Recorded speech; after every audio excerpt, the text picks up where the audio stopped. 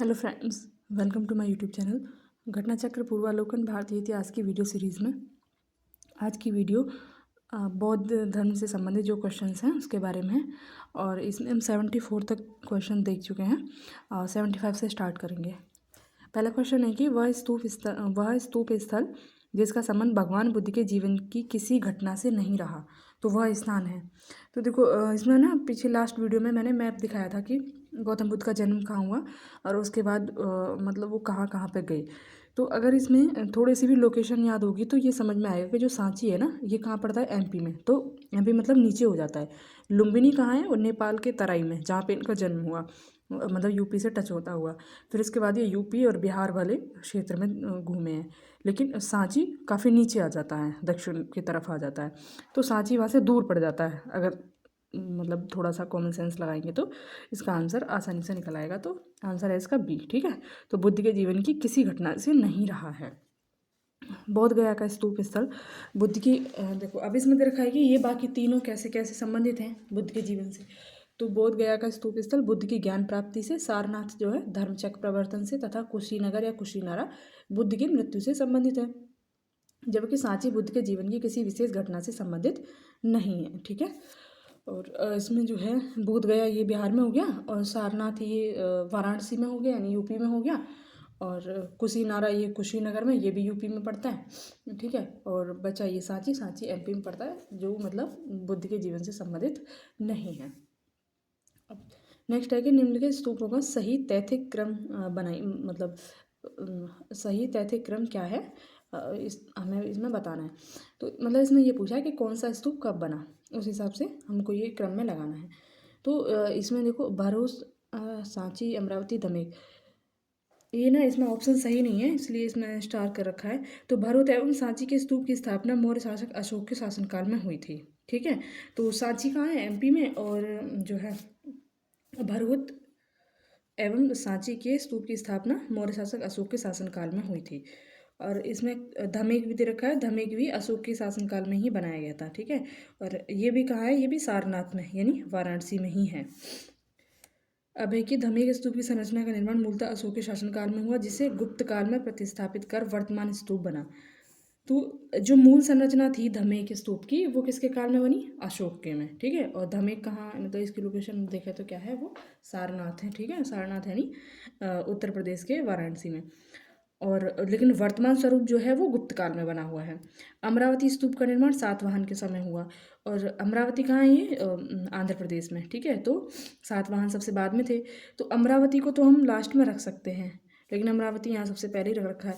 बाकी ये तीनों जो हैं इनके क्रम को निर्धारित नहीं किया जा सकता, क्योंकि अशोक ने ही बनवाए हैं, है ना। तो अब इसमें कौन सा पहले बनवाया है इसके बारे में जानकारी नहीं है, तो इसलिए इसका क्रम नहीं लगाया जा सकता। तो भरूच, सांची एवं धमेक स्तूप के निर्माण क्रम निर्धारित करना संभव नहीं है। अब इसमें दे रखा है कि अनात्मवाद सिद्धांत किससे संबंधित है। तो अनात्मवाद सिद्धांत, इसका अर्थ है कि किसी नित्य चेतन या जड़ तत्व का अस्तित्व नहीं है। ठीक है, तो अनात्मवाद सिद्धांत का संबंध महात्मा बुद्ध से है, यानी बौद्ध दर्शन से है। बौद्ध दर्शन में अनात्मवाद का सिद्धांत गौतम बुद्ध के प्रतीत समुत्पाद के सिद्धांत से ही सिद्ध होता है। इसे नैरात्मवाद ही कहते हैं, नैरात्मवाद भी कहते हैं। कुछ विचारकों के अनुसार अनात्मवाद का सिद्धांत केवल आत्मा पर लागू होता है। वस्तुतः इससे आत्मा और भौतिक जगत दोनों की व्याख्या होती है। जब गौतम बुद्ध सर्व अनात्मकम कहते हैं तो इसका अर्थ है कि किसी नित्य चेतन या जड़ तत्व का अस्तित्व नहीं है। मतलब देखो, नित्य चेतन का मतलब यह है कि आत्मा जैसी कोई चीज़ नहीं, कहते हैं ना आत्मा अजर अमर है, तो नित्य चेतन या जड़ तत्व का कोई अस्तित्व नहीं है। तो वो आत्मा को अस्वीकार कर रहे हैं। सीधा सीधा तो उन्होंने एकदम से आत्मा के बारे में नहीं बोला, लेकिन इस तरीके से परोक्ष रूप से उनका ये कहना है कि आत्मा का अस्तित्व नहीं है।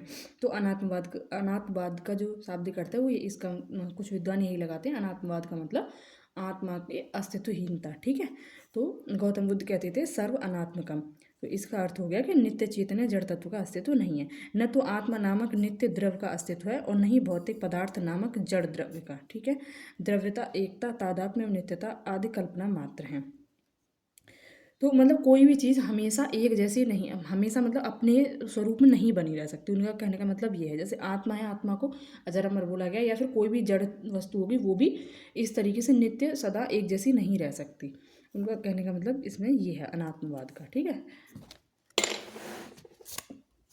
अब है कि संसार अस्थिर है और क्षणिक है, इसका जो है निम्न में से किससे संबंध है, तो बौद्ध से। अभी हमने देखा ही, इससे इसी से समझ में आ रहा ना, क्षणिक का मतलब नित्य नहीं है, तो उसका अपोजिट क्या हो गया, क्यों, क्षणिक है। ठीक है, तो ये क्षणिक है और अस्थिर है, तो ये कौन कह रहे हैं, बुद्ध कह रहे हैं। और अब ये अनात्मवाद से सिद्ध होता है, और इनके प्रतीत समुपवाद जो सिद्धांत है उससे सिद्ध होता है। तो बौद्ध दर्शन में क्षणिकवाद को स्वीकार किया गया है। बुद्ध ने स्वयं अनित्यवाद के सिद्धांत का प्रतिपादन किया। क्षणिकवाद अनित्यवाद का तार्किक विकास है। ठीक है, तो क्षणिकवाद अनित्यवाद का तार्किक विकास, अभी जो समझा ना कि अनित्यवाद होगा तो क्षणिकवाद होगा ही।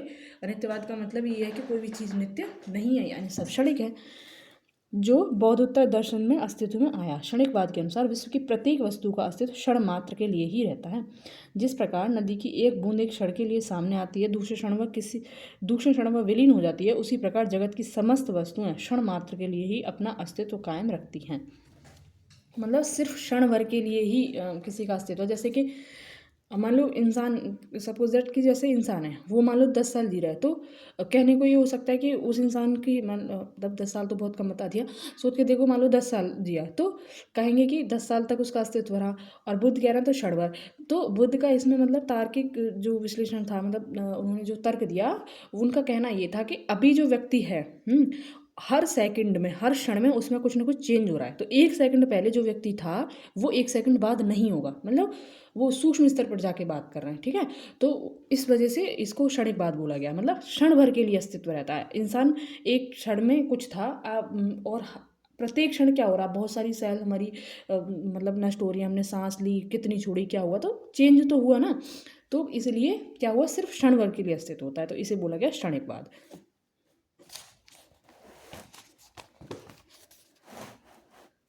अब इसमें नेक्स्ट है कि निम्नलिखित में से किसे एशिया के ज्योति पुंज के तौर पर जाना गया, तो ये हमने देखा था। और ये किसने लिखी थी, पुस्तक जो लिखी थी बुद्ध के जीवन पर, एडविन अर्नाल्ड ने लिखी थी, द लाइट ऑफ एशिया। ठीक है, और जिसमें बुद्ध को एशिया का ज्योतिपुंज कहा गया। नेक्स्ट है कि निम्नलिखित में से किसे एशिया का ज्योतिपुंज नाम से, सेम क्वेश्चन। नव बौद्धवाद के प्रतिपादक, तो नव बौद्ध के प्रतिपादक कौन है, अम्बेडकर। ठीक है, भीमराव अम्बेडकर द्वारा बौद्ध धर्म की पुनर्व्याख्या करते हुए इसे नव बौद्धवाद की संज्ञा दी गई, जिसे प्रायः नवयान भी कहा जाता है। तो नवयान का संबंध किससे है, नव बौद्धवाद से। नव बौद्धवाद आंदोलन के अंतर्गत अम्बेडकर ने मुख्यतः दलित वर्गों को बौद्ध धर्म के अंतर्गत समाहित करने का प्रयास किया। इस संदर्भ में उनके द्वारा प्रतिपादित 22 प्रतिज्ञाओं का विशेष महत्व है। ठीक है, अभी इन्होंने मतलब गौतम बुद्ध ने जो है दलितों को बौद्ध धर्म अपनाने के लिए क्यों कहा गया होगा, क्योंकि बौद्ध धर्म क्यों आया था, जो पहले से प्रचलित धर्म था यहाँ पे हिंदू धर्म, उसमें क्या हो गया था, जो वर्ण व्यवस्था थी वो जाति आधारित हो गई थी, और उसमें जो निम्न वर्ग कहा जाता था उसका शोषण होता था। तो इस वजह से बौद्ध धर्म ने उसका विरोध किया था। तो अम्बेडकर ने दलितों को, मतलब दलितों के लिए क्या कहा कि आप लोग बौद्ध धर्म में समाहित हो जाओ। ठीक है,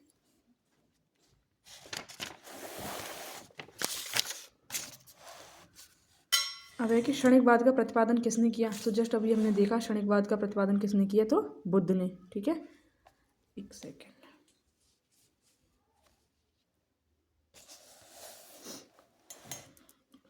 नेक्स्ट है, अभी हमने इसकी व्याख्या भी देख ली, तो इसमें कुछ ज़्यादा पढ़ने का है नहीं, बस आंसर देख लिया।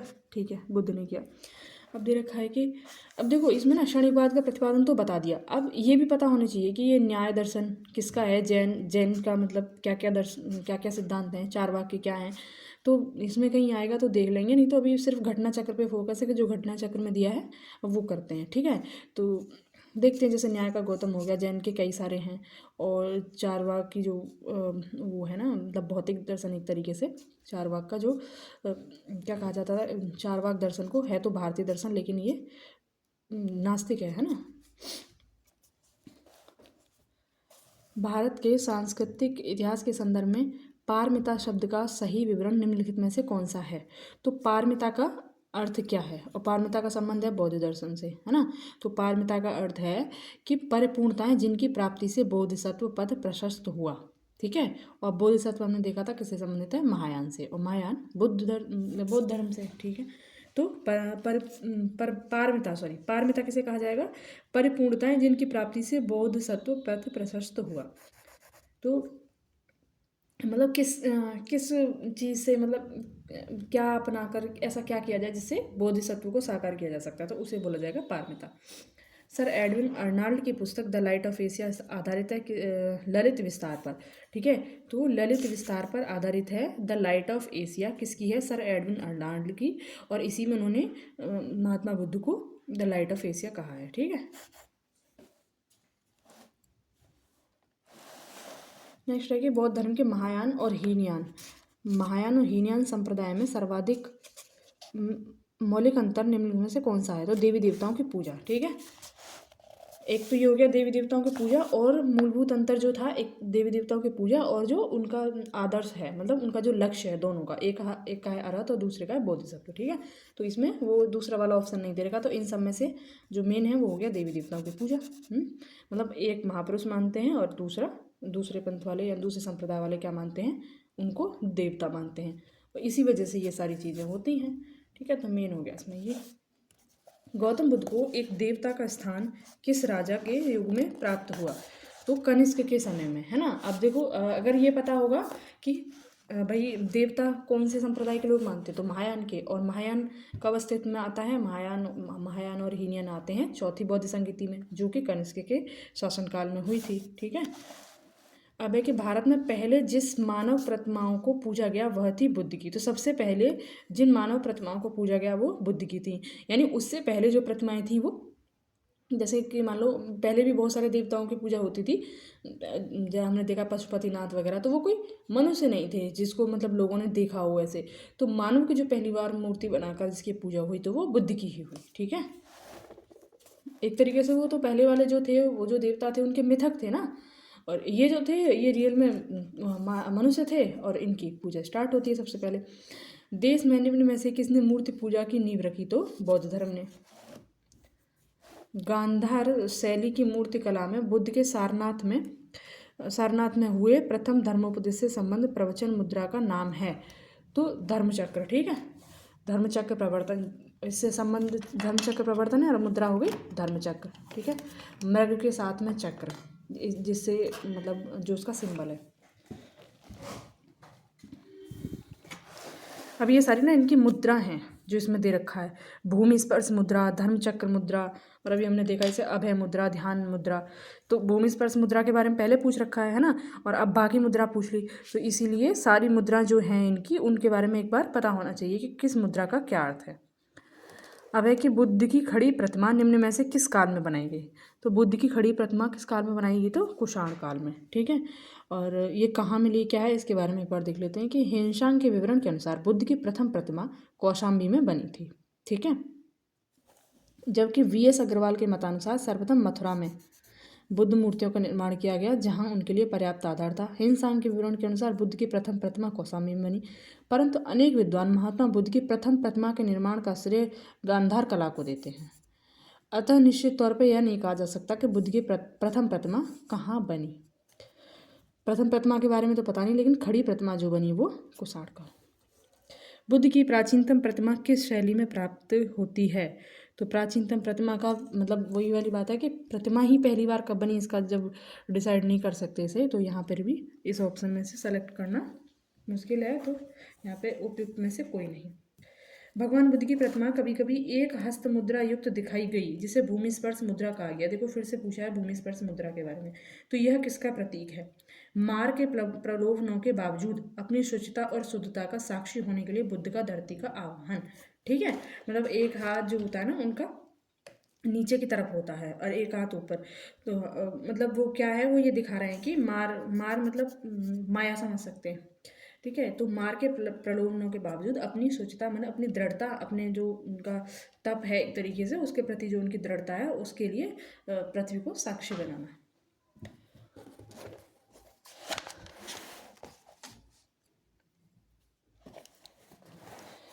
भूमि स्पर्श मुद्रा की सारनाथ बुद्ध मूर्ति संबंधित है। अब भूमि स्पर्श मुद्रा यहाँ पहले मतलब पूछ चुके हैं। अब ये पूछा है कि वो भूमि स्पर्श मुद्रा है कहाँ, तो वो है सारनाथ में। तो भूमि स्पर्श मुद्रा की सारनाथ की बुद्ध मूर्ति गुप्त काल से संबंधित है, ठीक है, और ये गुप्त काल से संबंधित है। कहाँ पे है? सारनाथ में है। और भूमि स्पर्श का मतलब क्या है वो हमने देख ही लिया। इसकी आध्यात्मिक अभिव्यक्ति गंभीर मुस्कान एवं शांत ध्यानमग्न मुद्रा भारतीय कला की सर्वोच्च सफलता का प्रदर्शन करती है।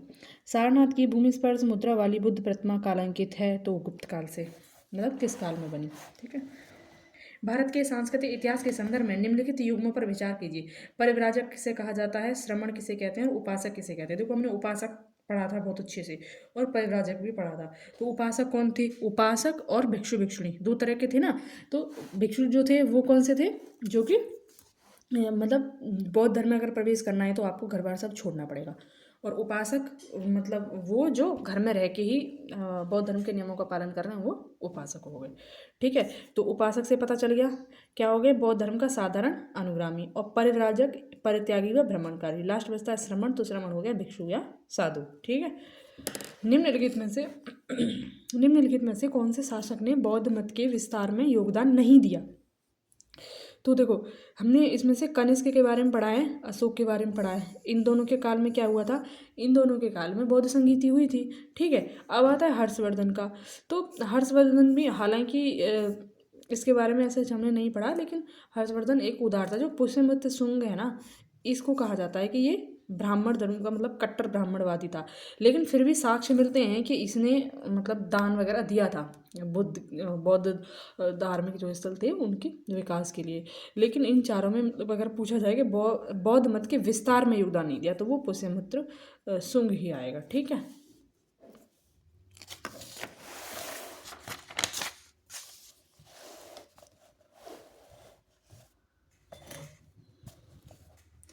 अशोक, कनिष्क और हर्षवर्धन ने बौद्ध धर्म के विकास में योगदान दिया, जबकि शुंग वंश के संस्थापक पुष्यमित्र शुंग ने मगध साम्राज्य पर अधिकार जमाकर जहां एक ओर यवनों के आक्रमण से देश की रक्षा की, वहीं दूसरी ओर देश में शांति और व्यवस्था की स्थापना कर वैदिक धर्म एवं आदर्शों की, जो अशोक के शासनकाल में उपेक्षित हो गए थे, पुनः प्रतिष्ठा की। इस कारण उसका काल वैदिक प्रतिक्रिया अथवा वैदिक पुनर्जागरण का काल भी कहा जाता है। निम्नलिखित वक्तव्यों पर विचार करें और नीचे दिए गए कूट से सही उत्तर चुनें, ठीक है। तो कथन कारण इसमें दे रखे हैं कि कुशीनगर मल्ल गणराज्य की राजधानी थी, ठीक है। तो ये तो सही है, हमने पढ़ा भी। और यहाँ पे जाके बुद्ध जो महात्मा बुद्ध थे उन्होंने अपने शरीर का त्याग किया था। अब है महात्मा बुद्ध का महापरिनिर्वाण कुशीनगर में हुआ था। ये बात भी सही है, लेकिन इसका कारण तो नहीं है ना। मतलब उनका महापरिनिर्वाण इसलिए हुआ कि वो कुशीनगर जो था वो मल्ल गणराज्य की राजधानी थी। ऐसा तो कोई मतलब इससे क्या लेना देना इस चीज़ का, थी राजधानी और उनका महापरिनिर्वाण हुआ, ये भी बात सही है, लेकिन ये इसका कारण नहीं है, है ना। वो कारण क्या था इनका, मतलब उनकी मृत्यु का कारण क्या था वो पता है ना। वो जो चुंद नाम का जो उनका एक वो था, मतलब अनुयायी जो भी था, वो जो लोहार था, उसके द्वारा दिया हुआ सूकर मद्दब खा लिया था उन्होंने, है ना। तो आंसर होगा इसमें बी। ए और आर दोनों सही हैं, परंतु आर ए की सही व्याख्या नहीं है, ठीक है। अब इसमें थोड़ा सा डिटेल में दे रखा है कहाँ क्या लिखा है, तो एक बार देख लेते हैं। बौद्ध ग्रंथ अंगुत्तर निकाय, ठीक है, अंगुत्तर निकाय। अंगुत्तर निकाय में वर्णित 16 महाजनपद यानी 16 महाजनपदों में से एक महाजनपद था मल। यह एक संघ राज्य था जिसमें पावा फाजिलनगर या पावा उस्मानपुर तथा कुशीनगर, मतलब दो राजधानी थी इसकी, पावा और कुशीनारा, ये समझ लो, पावा और कुशीनारा। मल्ल कहाँ है? ये कुशीनगर, वर्तमान में कुशीनगर जो पड़ता है यूपी में, है ना। बिहार से बॉर्डर टच करता है इसका उत्तर की तरफ अगर देखेंगे तो बिहार से बॉर्डर टच करते हो उत्तर की तरफ ये डिस्ट्रिक्ट है कुशीनारा यानी कुशीनगर। ये पहले क्या था? ये मल्लगढ़ राज्य था और इसकी दो राजधानी थी, एक तो पावा और ये कुशीनारा, ठीक है। यहाँ पे उन्होंने सूकर मद्दब खाया और यहाँ पे जाके उन्होंने मतलब शरीर त्याग दिया। तो मल्लगढ़ राज्य की जुड़वा राजधानी थी। महात्मा बुद्ध को महापरिनिर्वाण कुशीनगर में प्राप्त हुआ, अतः दोनों कथन सही हैं। अब इसमें दे रखा है कि कौन सी सही है। अच्छा, मतलब कहाँ पे क्या चीज़ मिली है, मतलब ये जो है किस चीज़ के लिए प्रसिद्ध है, ये दे रखा है। लोथल, अब ये आ गया हड़प्पा से संबंधित, तो ये बहुत ईजी है, ये बहुत बार पढ़ा है हमने, ठीक है। सारनाथ, ये भी हमने देख लिया। धर्म चक्र प्रवर्तन। अब आता है राजगीर। अशोक का सिंह स्तंभ शीर्ष, तो अशोक का सिंह स्तंभ शीर्ष हालांकि हमने अभी तक इसमें पढ़ा नहीं है, लेकिन ये भी कहाँ है? सारनाथ में, है ना। अब बचता है नालंदा, मतलब 3 गलत है, तो ये भी गलत है और ये भी गलत है, और पहला दूसरा हमने देख लिया तो आंसर हो गया ये, सॉरी चौथा और बचा भी नालंदा। नालंदा बौद्ध अधिगमन का महान पीठ है, मतलब बौद्ध शिक्षा प्रदान की जाती है, तो ये हमने देखा भी, मतलब पीछे पढ़ा था हमने, नालंदा, विक्रमशिला, तक्षशिला, ये पढ़े थे ना, तो ये भी सही है, तो आंसर होगा हमारा सी। ठीक है, इसमें क्या लिखा है, सेंधव पुरास्थल लोथल यानी गुजरात से गोदीवाड़ा के अवशेष मिले हैं, ठीक है। सारनाथ यानी वाराणसी में महात्मा बुद्ध ने अपना प्रथम धर्मोपदेश दिया, जिसे धर्मचक्र प्रवर्तन कहते हैं। और नालंदा बौद्ध अधिगमन का महान पीठ था, यहाँ कुमारगुप्त फर्स्ट के शासनकाल में विश्वविद्यालय की स्थापना की गई थी। और विक्रमशिला की पढ़ी थी हमने, विक्रमशिला किसने कराई थी, धर्मपाल ने, पाल राजवंश का शासक था धर्मपाल, उसने कराई थी, है ना। अशोका सिंह स्तंभ शीर्ष राजगीर में नहीं बल्कि सारनाथ में स्थित है, ठीक। और ये अशोक का वो है स्तंभ, है ना, ये अशोक वाले उसमें पढ़ेंगे, यानी मौर्य काल में पढ़ा जाएगा। तो हाँ लिखा है ना यहाँ पे अशोक का सिंह, ठीक है।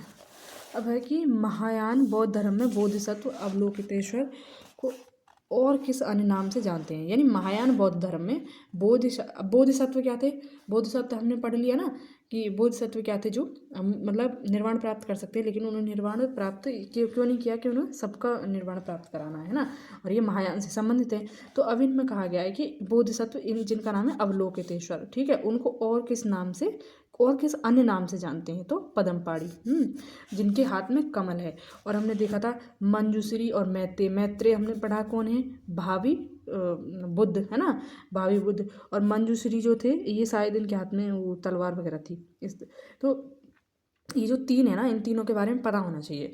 तो अवलोकितेश्वर, मंजूश्री और मैत्रेय। बौद्ध दर्शन में यह माना गया है कि बोधिसत्वों में अवलोकितेश्वर की स्थिति महिमामंडित है। उन लोगों ने यह निश्चय किया कि वे तब तक बुद्ध नहीं बनेंगे जब तक कि सभी मनुष्यों को निर्वाण प्राप्त नहीं हो जाता। किन लोगों ने, बोधिसत्वों ने, ठीक है।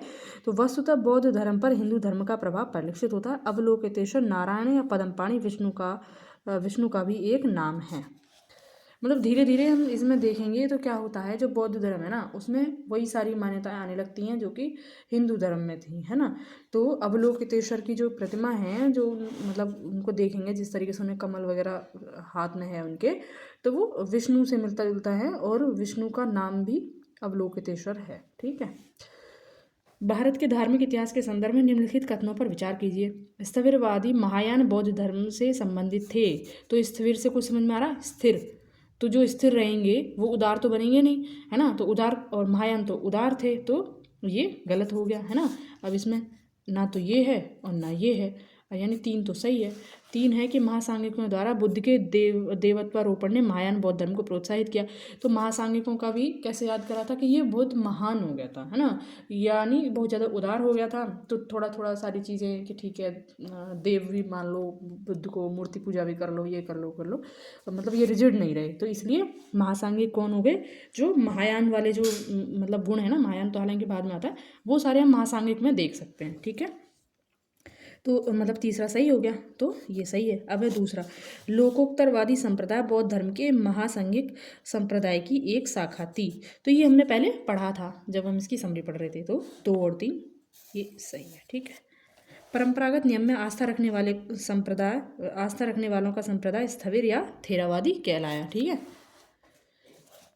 और ये थेरावादी को लेके यूपीएससी में, ये नहीं, हाँ यूपीएससी में पूछ रखा है।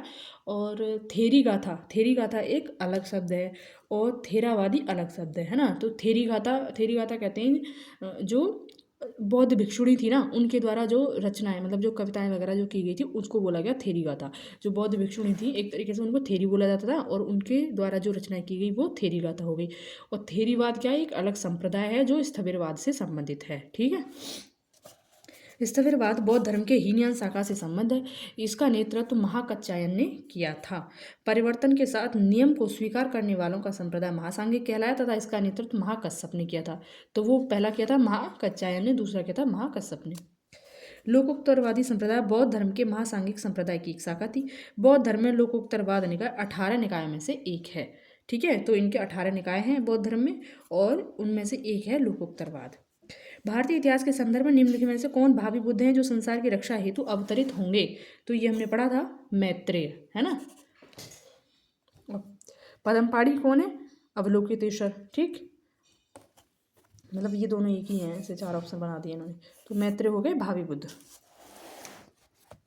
बौद्ध मान्यताओं के अनुसार मैत्रेय एक बोधिसत्व हैं जो पृथ्वी पर भविष्य में अवतरित होंगे और बुद्धत्व प्राप्त करेंगे तथा विशुद्ध धर्म की शिक्षा देंगे। मैत्रेय के अवतरण की भविष्यवाणी ऐसे समय के लिए की गई है जब इस लोक में अनैतिकता अनाचार इतना बढ़ जाएगा कि मानव जीवन असुरक्षित होता दिखेगा। ठीक है, जैसे हिंदू धर्म में बोलते हैं कि कल की अवतार होगा, ऐसे ही यहाँ पे बौद्ध धर्म के अनुसार मैत्रेय आएंगे, बुद्ध जो हैं मैत्रेय के रूप में आएंगे। ठीक है, सुरक्षा के लिए लोग इधर उधर भटकेंगे, सर्वत्र त्राही त्राही मच जाएगी और मानव जीवन संघर्ष में बनता दिखेगा। ऐसे आपातकाल में बोधिसत्व मैत्रेय इस भूतल पर भविष्य के बुद्ध के रूप में अवतार लेंगे। वह पुनः बौद्ध धर्म की संस्थापना करेंगे और सभी मानवों को सुख, शांति और समृद्धि प्रदान करेंगे।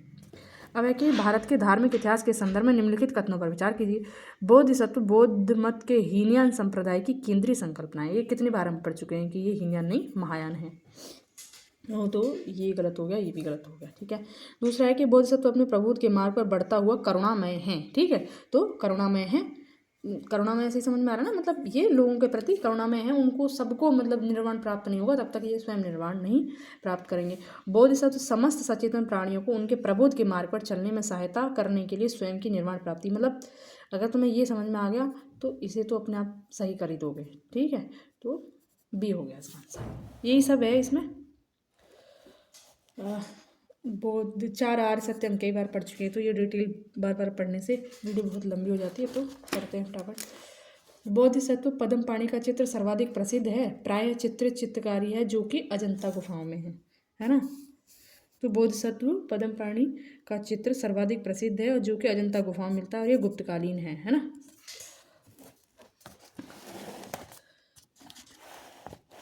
इसमें भी यही सब दे रखा है कि बोधिसत्व पद्म पाणि चित्र इन्होंने क्या है, इनके हाथ में कमल है, ये सब कुछ और कुछ है नहीं इसमें। ठीक है, अब है कि हीनयान अवस्था का विशालतम एवं सर्वाधिक विकसित शैलकृत चैत्यगृह कहाँ पे है? कारले। कारले कहाँ है? महाराष्ट्र में। तो हीनयान अवस्था का विशालतम एवं सर्वाधिक विकसित शैलकृत चैत्यगृह कारले में स्थित है। चैत्य का मतलब समझ रहे हैं, पूजा वाला, जहाँ पूजा की जो मतलब पूजा अर्चना करते हैं बौद्ध लोग, और विहार जहाँ पे रहते हैं जो भिक्षु होते हैं वो जो रहते हैं। ठीक है, वो विहार हो गया। तो यह पुणे यानी महाराष्ट्र के मावल तालुका में स्थित है कारले। अब है कि निम्नलिखित में से किस शैलकृत गुफा में 11 सिरों के बोधिसत्व का अंकन मिलता है? तो एक ऐसे बोधिसत्व है जिनके 11 सिर हैं, तो वो कहाँ मिलता है? कन्हेरी में। ठीक है, सलसेती द्वीप पर स्थित कन्हेरी गुफा महाराष्ट्र के मुंबई शहर में स्थित प्रमुख पर्यटन स्थल है। यह गुफाएं संजय गांधी राष्ट्रीय उद्यान परिषद में स्थित हैं। ठीक है, देखो ये एनवायरनमेंट के उससे भी इम्पोर्टेंट हो गया कि संजय गांधी राष्ट्रीय उद्यान दे दे और उसकी विशेषताएं पूछने लगे। ठीक है, तो पूछे कि यहाँ पे कन्हेरी गुफाएं हैं, तो हाँ हैं। ठीक, तो संजय गांधी राष्ट्रीय उद्यान कन्हेरी गुफा, ये कनेक्ट करके याद रखना। कन्हेरी की गुफाओं का निर्माण 1ली शताब्दी ईसा पूर्व में किया गया था और ये 11वीं शताब्दी ईस्वी तक इस्तेमाल में रही। गुफा संख्या 41 में अवलोकितेश्वर की एक रोचक मूर्ति स्थित है जिसकी 4 भुजाएं और 11 मुख हैं। यह अपनी किस्म की भारत में स्थित एकमात्र मूर्ति है। इस रूप की उपासना चीन, चीनी तुर्किस्तान, कंबोडिया तथा जापान में 7वीं और 8वीं सदी में लोकप्रिय थी। बस इसमें ये याद रखो कि कहाँ है? महाराष्ट्र के सालसेती द्वीप पर मतलब ये कन्हेरी गुफाएं हैं और कन्हेरी गुफाएं संजय गांधी राष्ट्रीय उद्यान परिसर में स्थित हैं। ठीक है, और इनका निर्माण कब किया गया? तो इनका निर्माण 11वीं शताब्दी ईस्वी तक ये इस्तेमाल में रही थी और इनका निर्माण किया गया था 1ली शताब्दी ईसा पूर्व। दिखाने क्या? ठीक है, अब है कि विशुद्धि मग्ग के रचयिता कौन है? तो विशुद्धि मग्ग के रचयिता हैं बुद्ध घोष। ठीक है, ये बुद्ध घोष है, कहीं बुद्ध घोषा लिख देते हैं। विशुद्धि मग्ग यानी शुद्धि का मार्ग थेरवाद बौद्ध सिद्धांत पर रचित महान ग्रंथ है जिसके रचयिता कौन है? बुद्ध घोष। अब देखो विशुद्धि मग्ग और बौद्ध सिद्धांत, थेरवाद अभी पढ़ा ना, स्थिरवाद, तो वो क्या एकदम शुद्ध है, उनको बाहरी कोई मिलावट नहीं चाहिए। थोड़ा ऐसे करके देखो तो मतलब अगर ऐसे भी पूछ ले कि विशुद्धि मग्ग जो है ये किस सिद्धांत पर आधारित है, तो ये थेरवाद पर है ना, शुद्ध एकदम स्थिर है, ऐसे करके याद रखना। और इसके रचयिता हैं बुद्ध घोष। प्रथम शताब्दी ईस्वी में किस भारतीय बौद्ध भिक्षु को चीन भेजा गया था? तो नागार्जुन को। और इन्होंने माध्यमिक कार्य का नाम का जो अपनी पुस्तक लिखी थी उसमें सापेक्षता सिद्धांत दिया था, ये हमने पहले पढ़ा है इसमें। नागार्जुन कनिष्क के दरबार की एक महान विभूति थे। ये जरूर पूछ लेते हैं कि किसके दरबारी थे, तो कनिष्क के दरबारी थे। उन्होंने अपनी पुस्तक लिखी माध्यमिक कारिका, जिसमें उन्होंने सापेक्षता सिद्धांत को प्रस्तुत किया। चीनी मान्यता के अनुसार नागार्जुन ने चीन की यात्रा कर वहां बौद्ध शिक्षा प्रदान की। शून्यता के सिद्धांत का सर्वप्रथम प्रतिपादन करने वाले बौद्ध दार्शनिक का नाम नागार्जुन। ठीक है, यही है। माध्यमिक या शून्यवाद मत के प्रवर्तक नागार्जुन, ये पहले देखा था। जिसकी प्रसिद्ध रचना है माध्यमिक कारिका। इसे सापेक्षवाद भी कहा जाता है, जिसके अनुसार प्रत्येक वस्तु किसी न किसी कारण से उत्पन्न हुई है और वह उन पर निर्भर है। नागार्जुन ने प्रतीत समुच्चयवाद को ही शून्यता कहा। नागार्जुन किस बौद्ध संप्रदाय से संबंधित थे, तो माध्यमिक। भारतीय इतिहास के संदर्भ में निम्नलिखित युग्म पर विचार कीजिए। तो ये ऐतिहासिक व्यक्ति दे रखे हैं और किस रूप में जाने गए। आर्यदेव, दिगनाग और नाथमुनि। ठीक है, तो आर्यदेव जो थे ये बौद्ध दार्शनिक थे। इधर देख लो, जो बौद्ध दार्शनिक नागार्जुन के शिष्य थे। ठीक है, आर्यदेव कौन थे, बौद्ध दार्शनिक नागार्जुन के शिष्य थे। दिगनाग बौद्ध विचारक थे। इन्होंने प्रमाण समुच्चय नामक ग्रंथ की रचना की। और नाथ मुनि वैष्णव विद्वान थे। नाथ मुनि वैष्णव विद्वान थे। इन्हें ही वैष्णव संप्रदाय का पहला आचार्य माना जाता है। ठीक है, तो नाथ मुनि इसलिए भी अपने आप में इंपॉर्टेंट हो जाते हैं। बौद्ध शिक्षा का केंद्र है विक्रमशिला। इनमें से अगर देखा जाए तो विक्रमशिला अभी जस्ट हमने देखा थोड़ी देर पहले, पाल शासक धर्मपाल ने इसको बनवाया था। अब इसमें बाकी किस किस के लिए फेमस है, उज्जैन महाकाल मंदिर है ना, यहाँ पे जाना जाता है। और वाराणसी का हमने अभी कई बार देख लिया कि वाराणसी सारनाथ उस चीज़ के लिए फेमस है। वाराणसी अपने आप में भी एक मतलब धार्मिक तीर्थ स्थल देखें तो विक्रमशिला ये हो ही गया। और अब इसमें दे रखा है कि एक बार देख लेते हैं सारा क्या क्या है। प्राचीन काल में बौद्ध शिक्षा के 3 प्रमुख केंद्र थे, नालंदा, वल्लभी और विक्रमशिला। नालंदा बिहार के आधुनिक पटना के दक्षिण में लगभग 40 मील की दूरी पर आधुनिक बड़गांव नामक ग्राम के समीप स्थित है। मतलब नालंदा कहाँ है, बिहार में। ठीक है, यह महायान बौद्ध धर्म की शाखा का प्रमुख केंद्र था। नालंदा कहाँ है, बिहार में। और कौन सी शाखा का केंद्र था, महायान का। वल्लभी कहाँ है, वल्लभी गुजरात के कठियावाड़ क्षेत्र में आधुनिक वल नामक स्थान पर स्थित है। यह हीनयान बौद्ध धर्म की शिक्षा का केंद्र है। तो वल्लभी कहाँ है, मतलब गुजरात में, और ये हीनयान से। ठीक है, मतलब थोड़ा सा ऐसे ध्यान रखना, इस साइड वाले महायान और इस साइड वाले हीनयान, तो उससे याद रहेगा।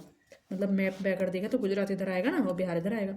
विक्रमशिला बिहार के आधुनिक भागलपुर से 24 मील की ओर पत्थरघाट नामक पहाड़ी पर स्थित है। विक्रमशिला के महाविहार की स्थापना पाल नरेश धर्मपाल ने की थी। उसने यहाँ मंदिर एवं मठ भी बनवाए थे। वाराणसी हिंदू संस्कृति एवं धार्मिक शिक्षा का प्रमुख केंद्र था। गिरनार गुजरात के जूनागढ़ जिले में स्थित है। बुद्ध के समय में उज्जैन अवंती राज्य की राजधानी थी। बुद्ध के समय मतलब ये जो 16 महाजनपद थे ना, तो उसमें एक अवंती महाजनपद भी था। तो अवंती की जो राजधानी थी उज्जैन थी। मतलब अगर ये बुद्ध के समय के जो ये स्थल हैं, इन उस समय के अनुसार अगर इनकी विशेषता देखी जाए तो ठीक है, तो ये अवंती की राजधानी थी उज्जैन। और मतलब बिहार वाले जो हमने देखे इधर, एक तो ये विक्रमशिला हो गया और दूसरा इसमें दे रखा था एक और विक्रमशिला यहाँ पे है ना, और नालंदा, ये दोनों महायान से संबंधित है। महायान संप्रदाय संबंधित यहाँ पर शिक्षा दी जाती है। और गुजरात वाला जो हो गया ये इसमें, यानी गुजरात का जो वल्लभी जो था, इसमें बताया ना यहाँ पे 3 केंद्र, नालंदा, वल्लभी और विक्रमशिला। तो जो वल्लभी है ये गुजरात में पड़ता है और ये हीनयान संप्रदाय आधारित शिक्षा का केंद्र था। वल्लभी विश्वविद्यालय स्थित है तो कहाँ पे, अभी देखा हमने गुजरात में। नालंदा विश्वविद्यालय की स्थापना का युग है तो गुप्त काल में। कुमार गुप्त का नाम अभी हमने थोड़ी देर पहले पढ़ा नालंदा विश्वविद्यालय के बारे में। इसमें यही दे रखा है कि ये एक बौद्ध पीठ था। कुमार गुप्त फर्स्ट ने नालंदा बौद्ध विहार को दान दिया, और बाद में बुद्धगुप्त, तथागत गुप्त तथा बालादित्य नामक गुप्त शासकों ने भी इस विहार को दान दिए। नालंदा विश्वविद्यालय के संस्थापक कौन थे, तो कुमार गुप्त, अभी हमने देखा ही, जिसकी प्रसिद्ध उपाधि थी महेंद्रादित्य। तो कुमार गुप्त की उपाधि थी महेंद्रादित्य। शक्रादित्य की पहचान, तो शक्रादित्य, महेंद्रादित्य, कुमार गुप्त प्रथम, ये तीनों एक ही नाम है, जिनका नाम मतलब ये जो तीनों नाम हैं ये किससे जुड़े हैं, नालंदा विश्वविद्यालय से। ठीक है, नालंदा विश्वविद्यालय किस लिए विश्व प्रसिद्ध था, तो पता ही है, अभी हमने देखा, बौद्ध धर्म दर्शन। अब ये कथन कारण दिए हैं। तो 12वीं शताब्दी के अंत तक नालंदा महाविहार का पतन हो गया था, ठीक है। महाविहार को राजकीय प्रश्रय मिलना बंद हो गया था, उपयुक्त दोनों वक्तव्यों के संदर्भ में। देखो ये बात भी सही है, लेकिन अगर सिर्फ इसमें बोला जाता है कि केवल यही कारण तो गलत हो जाता।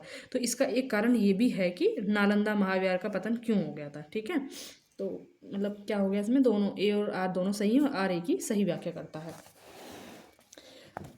नालंदा में एक विख्यात बौद्ध पीठ एवं विश्वविद्यालय था। यह दक्षिणी बिहार में राजगृह यानी वर्तमान राजगीर के निकट था।